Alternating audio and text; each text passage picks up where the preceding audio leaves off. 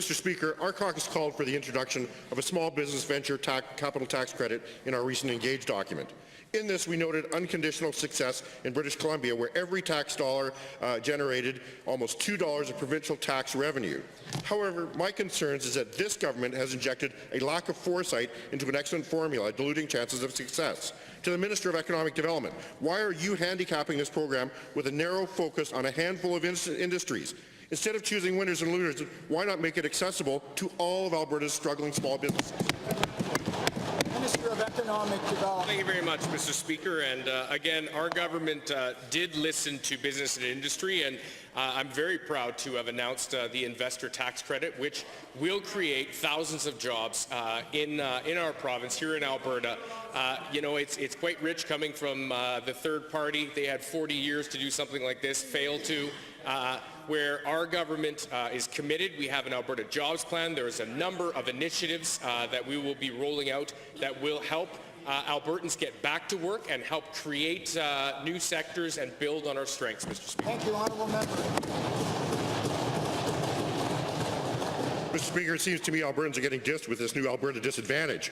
Given that we heard this government campaign all through the election about how they would create 27,000 jobs with their job creation plan, and given that they stuck with this message all through the fall, only to scrap the plan without having created, well, one job outside of the minister's office, one worries about the commitments that this government has to do their own job creation initiatives.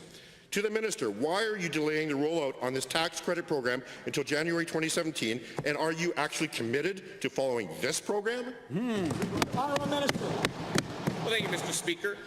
You know, I'm quite proud of the fact, Mr. Speaker, that our government throughout the fall went out and consulted with business and industry leaders, and they said to us, your initiative, the Job Creation Incentive Plan, is likely not going to incent new jobs, and so they said, you know, we have other suggestions on wiser, more prudent ways to help the economy move forward, and that's exactly what our budget is doing, Mr. Speaker. We pivoted that program.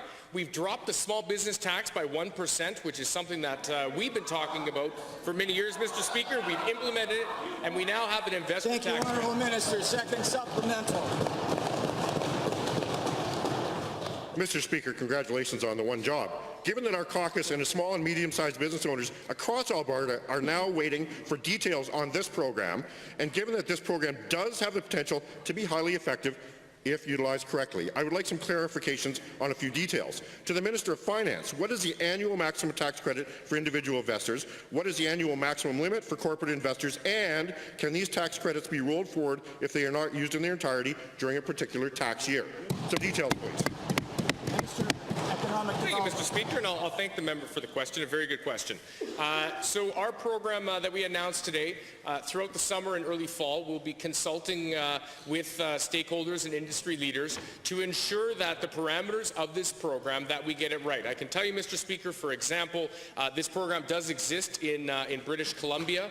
They have quite a low limit. I think it's around $60,000 that an individual can invest, and we've heard feedback from those that do business in that province that say that that cap is too low. It helps early startups, but it's not doing what it's meant to for medium-sized industries and businesses, and that's why, Mr. Speaker, we will be consulting.